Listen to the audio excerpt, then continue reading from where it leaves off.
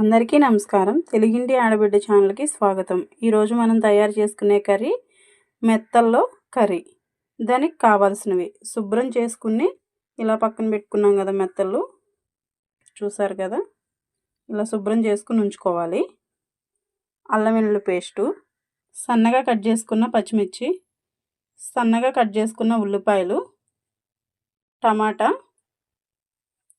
చింతపండు, నిమ్మకాయ సైజ్ అంత చింతపండు నానబెట్టుకోవాలి, కొత్తిమీర, కరివేపాకు, ఫిష్ మసాలా, పసుపు, సాల్టు, ధనియాల పొడి, కారం, నూనె. ఇప్పుడు మనం తయారీ విధానం చూద్దాం. చేపల కూర ఇలా మట్టి దాకలో వండుకుంటే చాలా టేస్టీగా ఉంటుంది. ఇప్పుడు ముందుగా చేపలు వేసుకుందాం. చేపలు వేసుకున్నాం కదా, పచ్చిమిర్చి,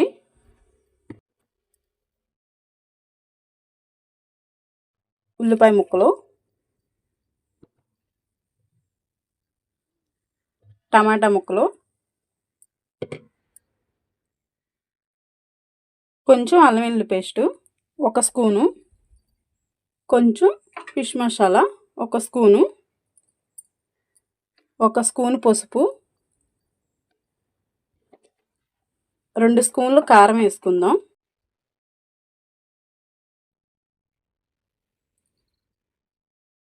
ఒక స్పూన్ ధనియాల పొడి. సాల్ట్ కంటే కల్లుప్పు వేసుకుంటే చాలా టేస్ట్ వస్తుంది చేపల కూర. ఇప్పుడు కల్లుప్పు వేసుకుందాం. ఒక గుప్పుడు కల్లుప్పు వేసుకుందాం. చూసారు కదా, ఇలా వేసేసుకుని ఇప్పుడు ఒకసారి కలిపేసుకుందాం. ఇలాగ మొత్తం ఇలా ఒకసారి మొత్తం కలిపేసుకుందాం.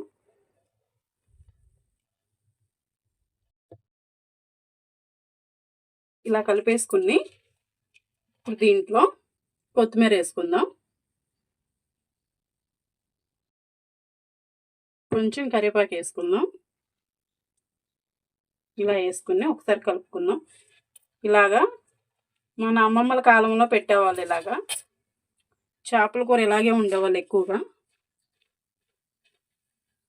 ఇలా కలిపేసుకుని ఇప్పుడు కొంచెం నూనె పోసుకుందాం. ఇలాగా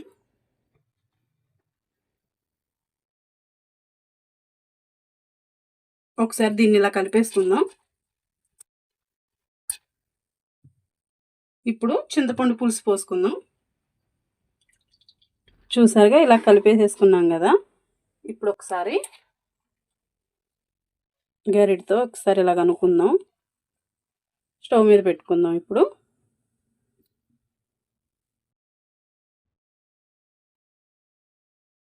వేసుకుందాం. లో ఫ్లేమ్లో పెట్టుకుని ఒక 10 నిమిషాలు ఉడకనిద్దాం. మనం ఒకసారి మూత తీసుకుని చేపల కూర ఎలా ఉడుకుతుందో చూద్దాం. మట్టి కుండలో వండుకుంటే చాలా టేస్టీగా ఉంటుంది. ఆరోగ్యానికి కూడా చాలా మంచిది. ఒకసారి మనం ఇలా కలుపుకుందాం. మరి ఎక్కువ కలపకూడదు. ఒకసారి మళ్ళీ మూత పెట్టుకుందాం. మరొకసారి ఇలా మూత తీసుకుని కూర మళ్ళీ ఇంకోసారి చూసుకుందాం. ఒకసారి లైట్గా ఇలా కలుపుకుందాం.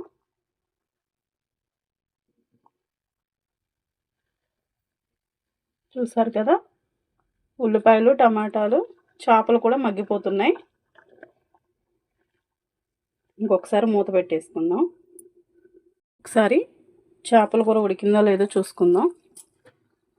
చూసారా, నూనె ఎలా తేలుతుందో పైకి, అంటే కర్రీ అయిపోవచ్చిందని. ఒకసారి చిన్నగా కలుపుకుందాం. చూసారుగా, మంచి స్మెల్ కూడా వస్తుంది. చాలా టేస్టీగా ఉంటుంది. చాలా బాగుంటుంది. ఒక 10 నిమిషాలు లో ఫ్లేమ్లో పెట్టుకుని వండుకుంటే చేపల కూర రెడీ అయిపోతుంది. ఒకసారి మూత తీసేసుకుని చూసారు కదా, చేపల కూర రెడీ అయిపోయింది. నూనె చూసారా ఎలా తేలుతుందో. చాలా టేస్టీగా ఉంటుంది. చాలా బాగుంటుంది. ఒకసారి కూర ఇలా కలుపుకుందాం. చూసారు కదా, నూనె బాగా తేలిపోయింది. చేప కూడా చాలా బాగా ఉడికిపోయింది. వేడి వేడి అన్నంలో ఈ కూర వేసుకుని తింటే చాలా టేస్టీగా ఉంటుంది. చాలా బాగుంటుంది.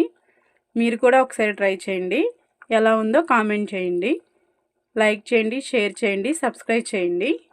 మట్టి కుండలో వండుకుంటే చాలా టేస్టీగా ఉంటుంది. చాలా బాగుంటుంది. వీడియో చివరి వరకు చూసినందుకు ధన్యవాదాలు.